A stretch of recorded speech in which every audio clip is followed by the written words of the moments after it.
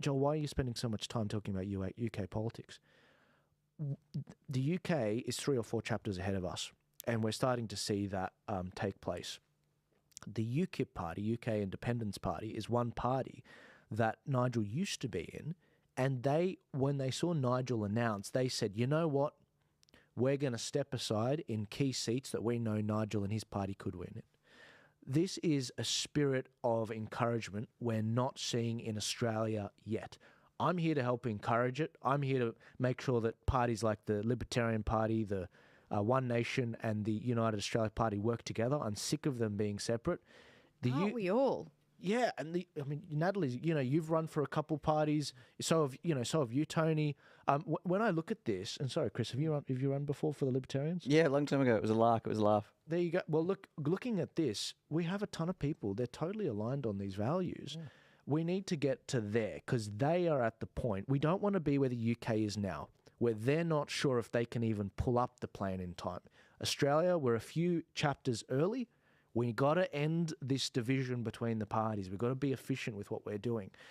No one said, I'll get your reactions to this, guys, after this video. No one said it better than Sargon of Akkad. He's Carl Benjamin. He made the point that, yeah, we've got to work together and stop kicking each other. Responsibility to help promote Nigel Farage's message as far and wide as we can, as far as we can get it to go. And this requires message discipline. It means we all have to be singing from the same hymn sheet. Now, I know there are people who are like, well, I'm not a fan of Nigel Farage. Hang on, hasn't he said bad things about you? Hasn't he said bad things about this? Hasn't he said bad things about this person? Maybe. Doesn't matter, because it's not about you. And if you feel like counter-signaling, you're trying to make it about you. You're trying to make it so you're the person in charge. You aren't the person in charge. Nigel Farage is the one in charge. He's the one leading the charge, taking the slings and arrows. He's got the name, he's got the brand, and he's the one getting results. So it's your job to simply promote the message, to promote him while he's in that driver's seat. Because he ain't going to be there forever, and if you think you're going to be the guy who takes over afterwards, then great. When you have the energy and the force behind you, then the same principle will apply, message, discipline. But until that's the case, we have to support what he's doing. Because he is the only person in Britain, the only right-wing politician in Britain, capable of doing what he's doing at the moment. And he's a superb communicator. He keeps winning these debates because the answers to the questions of our time are on our side. So let's all get in line. Let's all make sure that this goes as far as it can go. Sorry, Carl isn't no one. This is one of the first guys that got banned before Jordan Peterson, before everyone. He got banned off like Subscribestar and a bunch of other organizations, PayPal. He's one of the most banned YouTubers online, massive following, millions of followers, and based in the Didn't UK. he run in the UK at some point in time? I thought he did UKIP. Yeah. He actually ran for UKIP. Yeah, he ran. Yeah. But what you have right there is a man speaking with no ego. And this is the problem with the leaders of minor parties in Australia predominantly, is they lead with ego. It's not about a single individual. It's about the whole cohort. It's about our country. And the second that they realise that, I think we'll have something.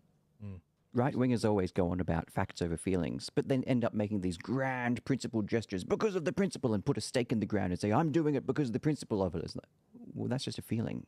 A principle is not an outcome. A principle is an idea. A principle is you're doing it for your principle, not for the group's principle.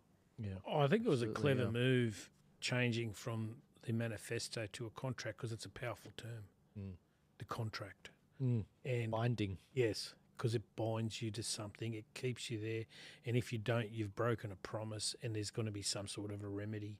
And I think a lot of voters can take comfort from knowing that we're not in a manifesto, because a manifesto is just a floozy-woozy bunch of words, unicorn sort of stuff. It's all out there. I can do and say whatever I want, but it doesn't bind you to anything. And the term contract, I think, is a very clever perceptual move on his behalf and his party, because there's just so many positive connotations. Because what are one of the biggest criticisms of politicians? You don't keep your word, and people are pissed off, and excuse my language, but people are pissed because everything they're saying, whether it was follow the science, whether it's we're going to do this and we're going to we're actually in the process of changing the economy, and we're going to be so much better off that you're going to get a $23 tax cut that's coming in the next 2 years, while I give myself a $600,000 wage. Well, no, people are pissed off. They're rightly pissed off. And until such time as they bind themselves and keep their word. And to Chris's point earlier on with Dutton, when you said that he was looking at the people, when you watch Nigel Farage on camera, that's what he does. He looks at the people. Same thing with Trump. He looks at the camera and he's talking to the individual. It just hit me then. But thank you for pointing that out. So, because I've watched Nigel Farage and I think he's an incredible orator. Nigel Farage has brought on board Zoomers as his media team.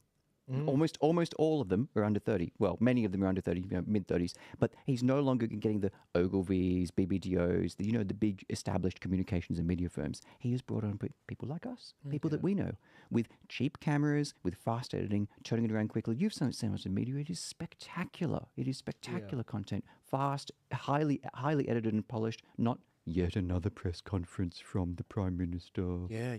No. Hi, I'm Nigel. I want to talk to you. Here's where I am. Here's what's happening. And it's over in 30 seconds and it is hot and ready to share. It's brilliant. I mean, millions of views on TikTok. I said last week I had the privilege of bringing him out in 2020 under the Turning Point Australia brand. And I spent time with his offsider under 30 and I spent time with Nigel. He's the exact same. Yeah. It's same with Trump. He's the exact same. And I like patterns. This is why I'm able to see what's going to go on in Australia. And when I look at Australia, a larger-than-life figure, I can't see anyone other than Pauline. We like authenticity. Babbitt? Yes. Authenticity. That's the word. That's the word. Rennick. Yeah, but not older. Roberts. No, but hang on. Babbitt's too young. Yeah. Babbitt's too young. If you think Trump's going to be, 70? Very, very, he's going to be 70 very soon. Nigel's getting on.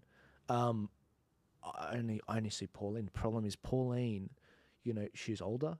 She's obviously a woman, but I like that about her. I like that she's a tough woman because it angers the left, especially the Teals that say, "Oh, we're women." It's like Pauline's been there forever and she's been bullied, and you guys said nothing. I beg to differ about the Teals. The Teal? They might claim they're women.